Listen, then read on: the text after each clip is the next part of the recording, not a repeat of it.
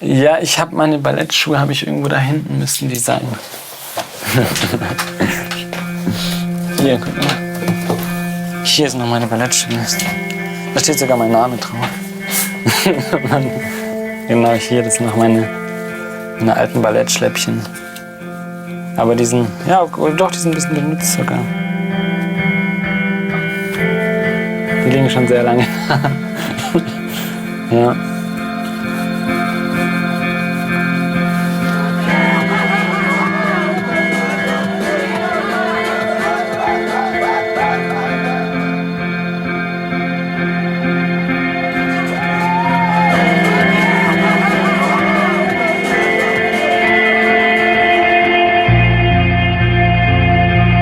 Jungs müssen sich schon mal dumme Sprüche anhören, wenn sie Ballettunterricht nehmen. Das war auch so bei Ben. Vor 11 Jahren, damals war er 12, haben wir mit ihm schon einmal einen Film gemacht. Da ging es erst richtig los nach dem Film. Da hat mich dann auch der Ehrgeiz gepackt, weil wir hatten dann so eine russische Lehrerin und die hat uns sehr hart trainiert. Und dann habe ich halt auch dementsprechend Erfolge einfach gesehen. Und dann habe ich gedacht, ja, da könnte schon noch was gehen. Also doch, da ging es definitiv erst richtig los nach dem Film. Servus Jungs. Habt ihr das Spiel gestern gesehen eigentlich? Nee. Das war geil. Ich glaube, die Italiener gewinnen die EM dieses Mal. Ben lebt in einer WG. Den würde ich auch geil. Sie kennen sich hier alle drei, seitdem sie klein sind. Bis später.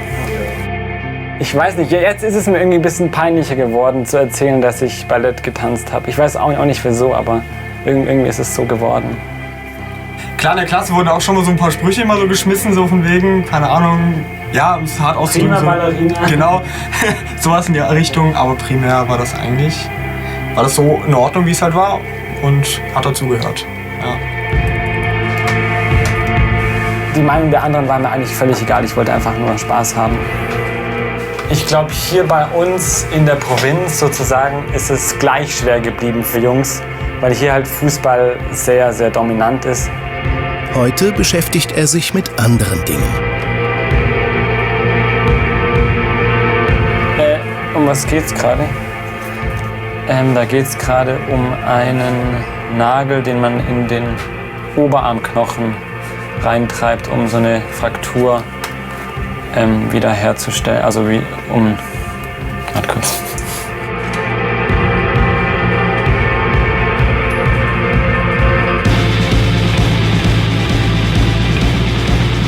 Ich wollte wirklich Tänzer werden, aber das war wie gesagt einfach ein Kindertraum. Ich wusste halt nicht, was alles da dazugehört.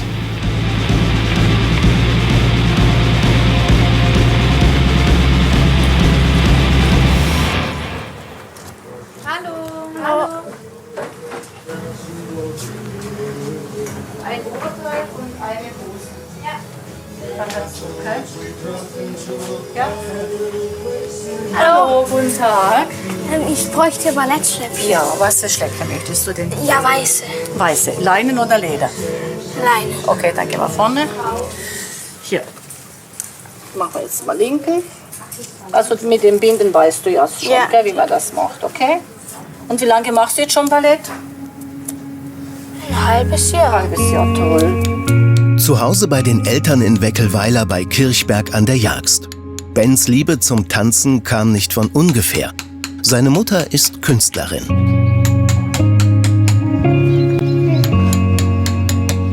Mit 6 hat er begonnen, Fußball zu spielen. Und dann hat er gesagt, so mit 7, 8, das mag ich nicht. Und er hat die Ballettschule gesehen und er sagte, er möchte da reingehen. Und wir guckten eine Ballettstunde an und er sagt, das ist es. Durch meine Mutter, die hat mich so an die Kunst so herangeführt, er hat mich zu Theateraufführungen genommen, zu Ausstellungen. Ich würde das vermutlich benutzen, nicht das Blaue. Das hat mich auf jeden Fall geprägt und das hat mich einfach der Kunst auch viel näher gebracht. Also ich bin durch meine Mutter der Kunst viel näher gekommen, glaube ich. Wenn meine Mutter nicht da gewesen wäre, dann hätte ich vielleicht gar nie mit Ballett angefangen. Vielleicht hätte mir dann empfohlen, das gar nicht zu machen, weil es ja eine Mädchensache ist. Mach's gut, alles Gute wünsche dir. Ich hoffe, dass ich dich mal wiedersehe. Ja. Wenn du älter bist, dass du weitermachst. Ja, Oder vielleicht machst du irgendwas, soll ich auf die Bühne singen. Als großen Tänzer. Ja? Ja. Oder? Ja. Ja, klar. Wenn du so fleißig weitermachst, gell? Ja. Also. Also. Dann gute Fahrt, komm Ja. gut nach Hause, Danke. gell? Tschüss. Alles Gute, ciao. Tschüss. Mach's gut.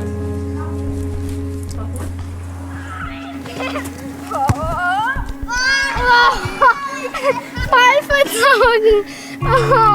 Ich habe schon gedacht, es ist sehr außergewöhnlich für eine Junge zu tanzen. Ich habe eigentlich ein bisschen vielleicht daran gedacht, aber ich habe mich nicht so Sorgen gemacht, was die anderen denken. Man macht sein Ding und wenn man happy ist, dann geht es. Ich habe wirklich nicht viel darüber nachgedacht, nee. Also in der Schule sagen sie, cool oder ja, du, ja, gut, da ist mal einer, das macht. Ja, also sonst, ja, manche sagen auch, das ist, naja, die sagen, oh Gott, der macht ja Ballett, oh Gott, ist ja voll was voll für Mädchen. Aber das sagen nicht so viele eigentlich. Leute kamen auf mich zu, so die Mädchen von der Klasse haben irgendwas bei einer Party gesagt und ja, und irgendwie hat ein Lehrer gefragt oder so, was ist der schwul oder so. Und ich fand das eigentlich unverschämt, Leute zu definieren über ihre Sexualität in der Pubertät. Das fand ich richtig unangebracht. Man kriegt es so mit irgendwie. Und er hat das auch gesagt. Leute sprechen zu ihm, ja, hat er eine Freundin oder so oder nicht oder so.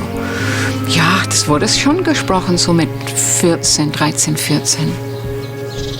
Es dringt schwer durch, gelebt zu werden. Ich meine, zurzeit tanzt, ich glaube, keine klassische Ballett. Keine Junge in der Ballettschule.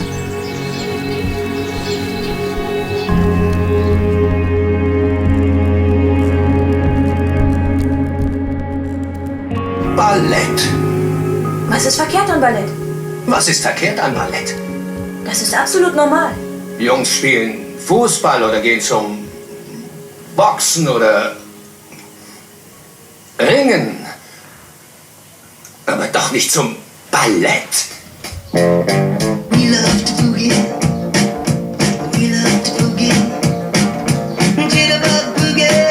Am Ende vom Film habe ich Blut geleckt und dann dachte ich, ja, es sieht ja gar nicht so schlecht aus und dann habe ich es auch mal probiert.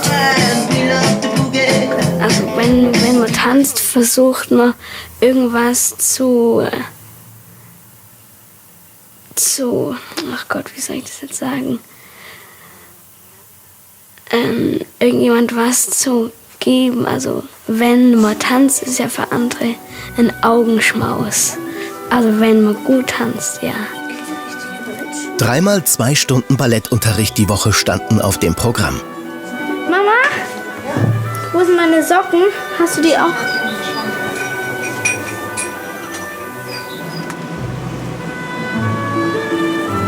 Wenn ich getanzt habe, habe ich einfach alle Alltagssorgen vergessen und das Tanzen war einfach in dem Moment das Allerwichtigste für mich und ich bin da komplett aufgegangen und das war das beste Gefühl, weil ich kannte das Gefühl von nirgendwo. Wenn ich Fußball gespielt habe, habe ich immer so viel gedacht. Ich dachte mir so, wo spiele ich einen Pass hin? Und beim Tanzen, das ging einfach von alleine. Hallo? So Leute, dann lass uns mal anfangen, ja? Und das war das Besondere an Tanz für mich. Wisst ihr die Übung noch alle?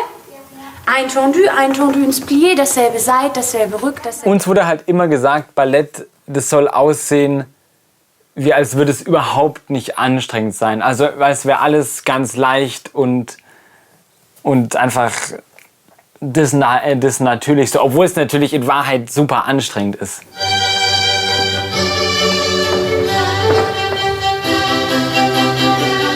Und wenn, Arme öffnen, Pliés zu und Pliés zu, sur le coup du pied, pas tempouré. Und das ist halt irgendwie schon ein bisschen unnatürlich. Also man darf überhaupt keine Anstrengung sehen. Und das fällt mir halt schwer, weil wenn ich was anstrengend finde, dann zeige ich das irgendwie automatisch. Relativ freundliches Gesicht dabei machen, zeigt nicht diese große Konzentration. Meine Präsenznote war in der Prüfung, glaube ich, nicht so gut. Daran erinnere ich mich noch, dass sie geschrieben hat, du musst noch an deiner Präsenz arbeiten. Los! Lauf! Und Es wurde nicht so viel gelacht. sagen wir mal so, während dem Unterricht. Frau Hagendorn war Bens Ballettlehrerin. Und wechseln, wechseln und lauf. Lauf. Sie war recht streng, aber ich finde, ich habe sehr viel gelernt und ich habe von ihr diese ganze Präzision gelernt. Ja, die hat jeden Fehler, hat sie sofort gesehen und sie hat einen sofort korrigiert. Arme halten. Ben, die Arme nicht so hoch, bisschen tiefer. Und ich stehen. Und dieses Korrigieren, das hat man immer zuerst als Kritik verstanden. Aber so im Nachhinein merkt man eigentlich, wie viel das gebracht hat und dass die Kritik eigentlich, es ist eigentlich das Beste, wenn man die ganze Zeit korrigiert wird während dem Unterricht. So, und die Hüften, nee, lass dich hier nicht quetschen. Mach dich lang, nicht quetschen. Noch Hüfte, noch Knie. Ui, was sehe ich da für Knie? Weil das bedeutet, dass die Lehrer sich für einen interessieren und dass die daran interessiert sind, dass du besser wirst. Aber das habe ich auch erst im Nachhinein verstanden. Die Hüfte runter. Noch Hüfte runter, noch Hüfte runter. Nee, nicht den Fuß mehr auswärts, hier hochziehen. Und den Popo fest. Und jetzt schließt du und lässt es auswärts. Na komm, über halbe Spitze. Wie groß bist du bei der Stelle? Keine Ahnung, 1,77 vielleicht. Dominik ist heute in der Ausbildung zum Polizisten. Er und Ben waren damals die einzigen Jungs in der Ballettklasse.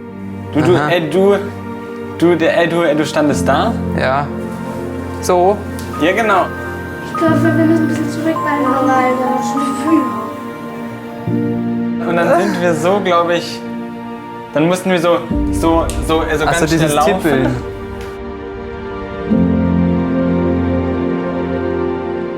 Und dann haben wir so eine Drehung gemacht. Ja. Und dann sind wir, glaube ich, in die zwei Reihen gelaufen. Da lang, und dann ich da lang, und da lang, ich da lang. Dann musst du nach da und ich muss nach da. Okay, wie du meinst. Da war eine Phase, da hast du 3 Stunden genommen und ich konnte aber nur 2 nehmen. Ja. Und dann durftest du halt Sprünge machen, die ein bisschen schwieriger waren. Und die durfte ich halt nicht machen. Da musste ich immer zuschauen, wie du die machst und dann dachte ich will das auch machen. Wir waren nie Konkurrenten. Also ich habe niemals uns als Konkurrenten, wir waren eher Verbündete gegen diese ganzen Mädels, genau. Gegen die ganzen ja, Mädels. das weißt du, wie ich mich gefühlt habe, als ich da ganz alleine war, gell? Ja, nee, also ich hab nie uns als Konkurrenten, wir waren immer so Brothers in Blood sozusagen. Ja. So. Okay. So viele Mädchen auf einmal, das ist ganz schön viel. Also, wenn man. Naja, ich fand das auch. Halt so viele Mädchen, alles nur Mädchen. Und ich war auf den Sommertanztagen, da war ich von 80 Mädchen der einzigste Junge. Und das fand ich nicht so gut. Ich glaube, Dominik, wärst du nicht da gewesen, ich weiß nicht, ob ich das ganz alleine gemacht hätte. Weil wir waren ja eigentlich von Beginn an, waren wir ja zusammen. Und wenn ich ganz alleine gewesen wäre, ich weiß nicht, ob ich das gemacht hätte. Weil das ist halt einfach schon ein bisschen einschüchternd nur mehr ja, gewesen früher.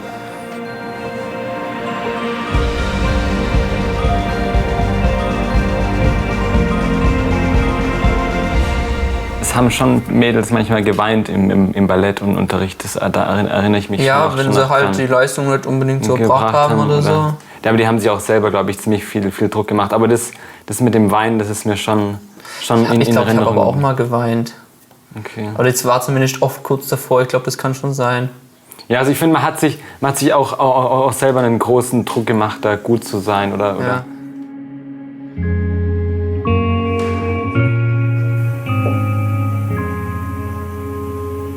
Meine Sprünge sind höher geworden, meine Kondition war einfach viel besser. Meine Haltung, ich habe richtig hart gearbeitet. Willst du eigentlich Profitänzer werden? Wenn ich es überhaupt schaffe, weiter zu werden, muss immer ziemlich gut sein. Wie wird dein Tag dann aussehen, wenn du richtig Tänzer werden willst?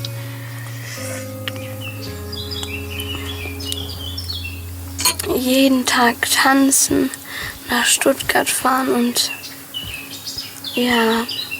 Und dann hast du ein paar Jahre und dann hast du die Bühne? Mhm. Das stelle ich mir auch gerade vor. Bens Vorbild damals Max. Er war früher auch auf Bens Ballettschule, kommt aus demselben Ort. Max war bei den ersten Dreharbeiten mitten in seiner Ausbildung zum Profitänzer an einer renommierten Ballettschule.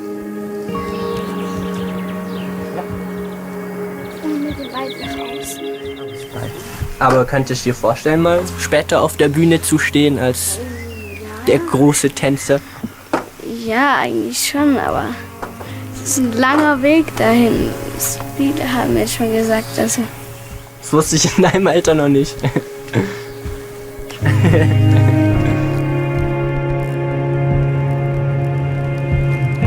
Zum Ende des Schuljahres Prüfung an der Ballettschule. Mit dabei seine Eltern. Ja, ich glaube, meine Eltern hätten, wenn die es wirklich gewollt hätten, dass ich das mache, dann hätten die wirklich hinterher sein müssen. Dann müsste meine Mom so eine Tiger-Mom sein und mich immer sozusagen drillen, da mich zu dehnen oder Krafttraining zu machen. Und ich bin echt froh, dass es nicht so war, sondern dass ich einfach so freigelassen wurde, zu tun, was ich wollte.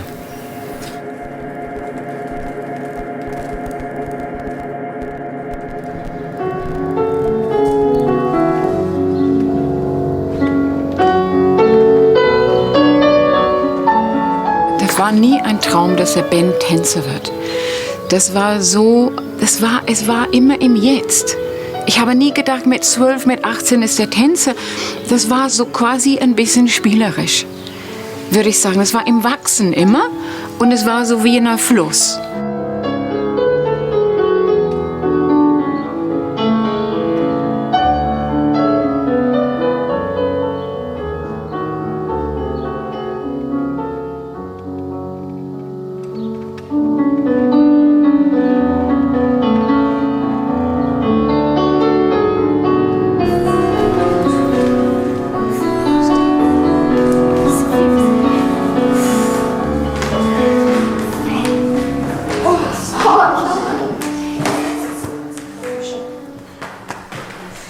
Bei uns war ich schon 12, circa. Habe ich da irgendwas falsch gemacht mit dem Kopf die ganze Zeit? Nö. Nee, du hast bei der zweiten Fotograf hast du den beim letzten Mal den Kopf weggenommen.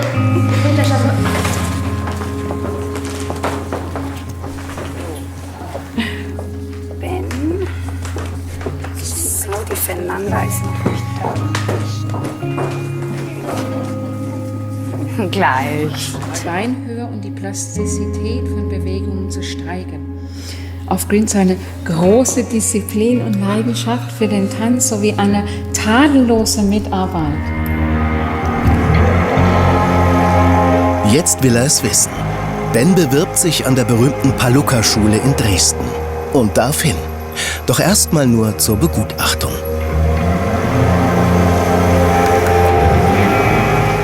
Ich hatte ja keine Ahnung, wie das da werden würde. Ich dachte halt, ich werde auch so der Coole wie hier so am Dorf, der halt tanzen kann und der sich halt bewegen kann einigermaßen. Aber dort war ich halt einfach Niemand und das habe ich da einfach gemerkt. Also da musste ich halt so springen und die Arme immer so hoch und runter. Und dann hat die Lehrerin mir so gesagt, hey, warum machst du so wie so ein Vogel? Und da waren halt alle von der Schule, haben da zugeschaut.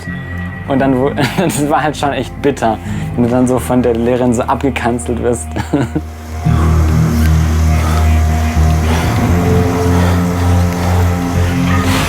Und dann wurde ich dann von Gruppe 3 sozusagen in Gruppe 6 runtergestuft. In die Amateurgruppe. Und dann habe ich so gemerkt, okay, hier weht ein anderer Wind. Warum soll ich denn deswegen heulen? Es gibt noch so viele andere Wege. Aber ich habe einfach gemerkt, Ballett, professionelles Ballett ist nicht mein Ding. Das habe ich dann einfach danach gemerkt. Das passt einfach nicht zu mir. Die ganzen Attribute, die man dazu braucht, physisch und psychisch, das hat einfach nicht gepasst.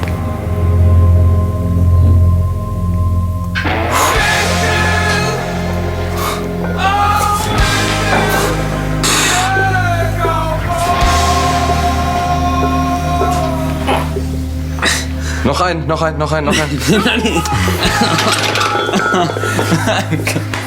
Bens Brüder Lawrence und Gabriel haben auch Ballett gemacht.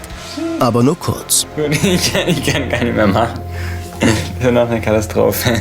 Damals war das schon so, ja, der wird ein großer Star. Und dann wollten wir ja natürlich auch dann große Stars werden. Ja, im Tanzen oder so. Das war, glaube ich, auch so ein Ding so.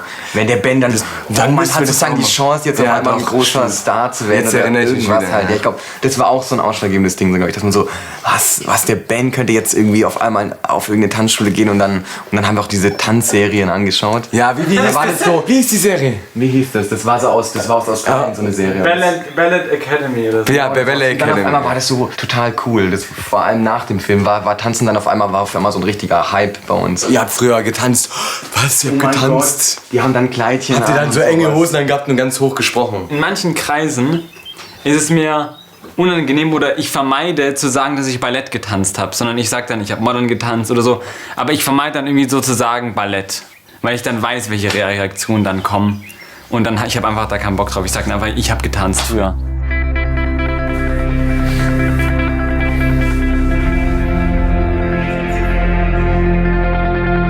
Ich habe ja ständig meine Füße gestreckt und ich glaube, das hinterlässt schon so seine Spuren.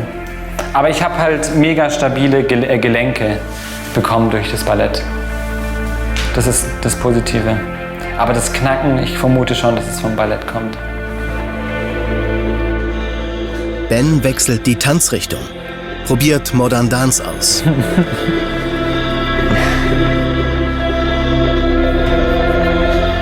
Und entdeckt schließlich den Zirkus für sich. Klassisches Ballett ist irgendwie vorbei. Aus. Diese Strenge, dieses irgendwie ein bisschen humorlose, dieses Enge und dann diese Ellenbogen, die dann ausgefahren werden, wenn man so an so eine Ballettschule geht, dass man sich immer vordrängt. Das hat, und diese Leggings auch die ganze Zeit, irgendwie, das kam mir alles so altmodisch vor, so aus dem letzten Jahrhundert. Und auch dann habe ich angefangen, dass ich das mit diesen ganzen Schwanensee-Ballettstücke haben mich so gelangweilt. Die laufen schon seit 100 Jahren. Wen interessiert denn das noch?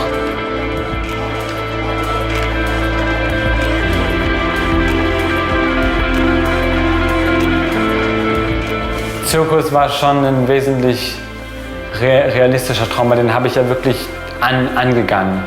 Also da habe ich ja Kraft und Zeit und Geld investiert, um das zu versuchen.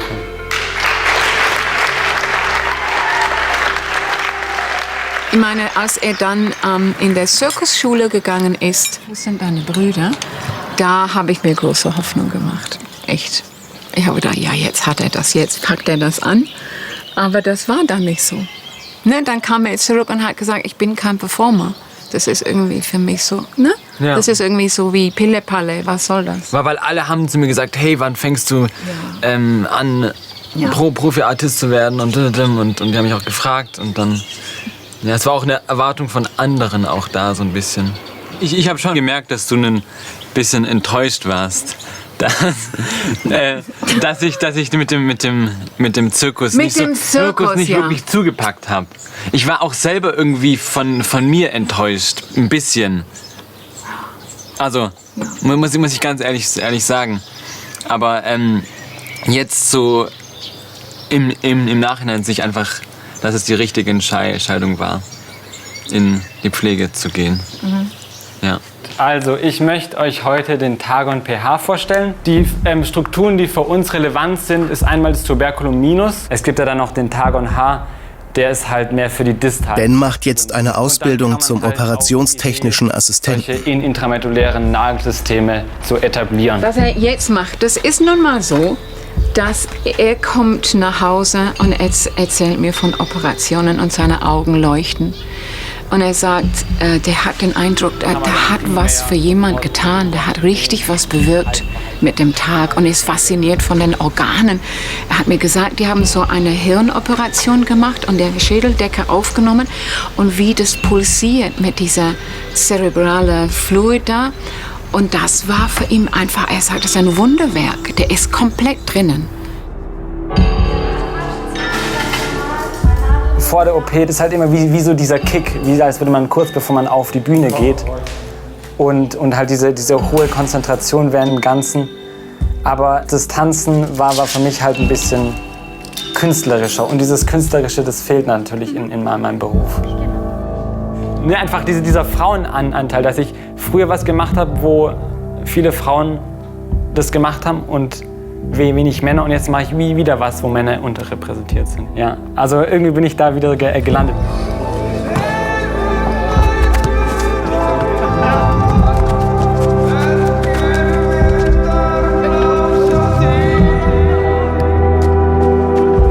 Ich finde, es gibt keine Männerberufe, es gibt keine Frauenberufe. Ich finde Geschlechterrollen eigentlich nicht mehr so zeitgemäß. Es muss einem komplett egal sein, was die anderen über einen denken. Und ich finde, man muss da drüber stehen, das kostet vielleicht, also mich hat's auch ein bisschen Kraft gekostet. Er ist rot. Aber ich finde, man muss es einfach machen. Nonni!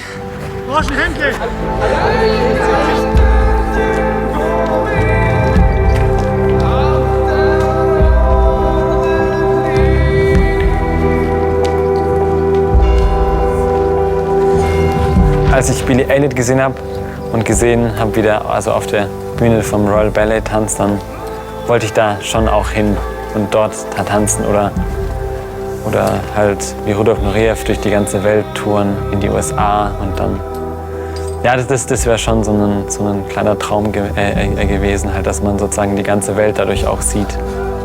Genau.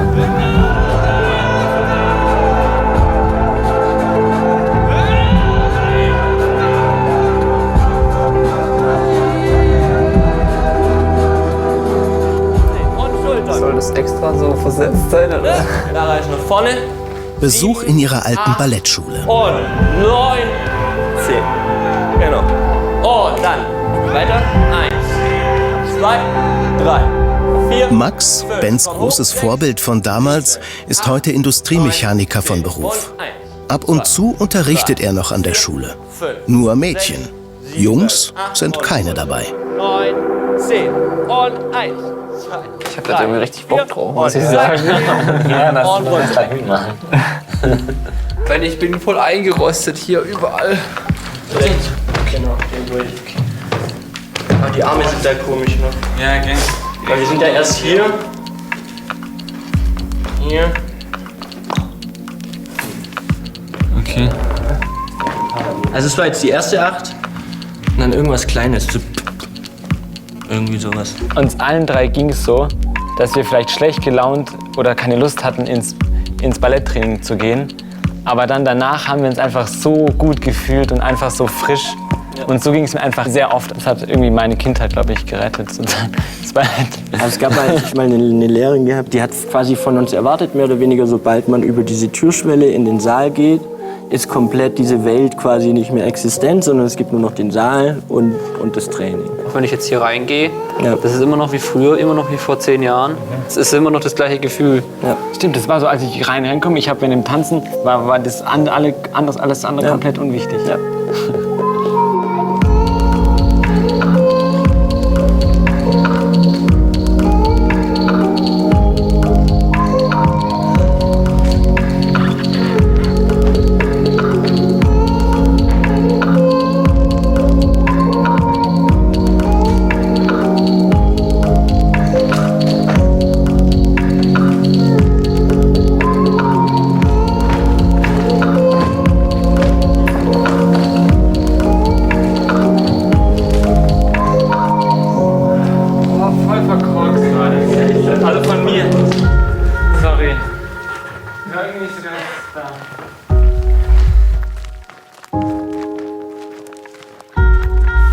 Also für mich ist es überhaupt kein geplatzter Traum. Mein Leben ist irgendwie danach einfach weitergegangen, hat sich neue Wege gesucht. Einfach ist wie im Wasser hat sich das einen neuen Weg gebahnt und ich bin eigentlich echt happy, so wie es ist.